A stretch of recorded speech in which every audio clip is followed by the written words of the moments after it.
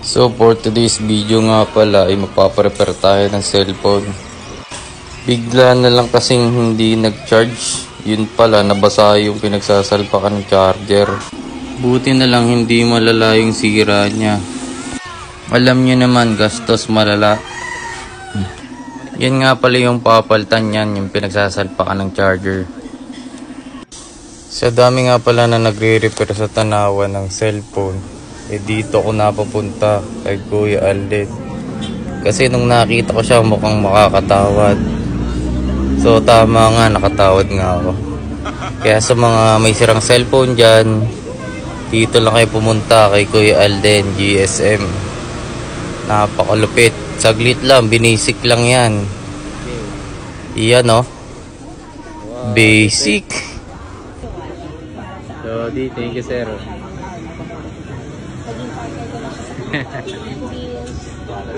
Binasic.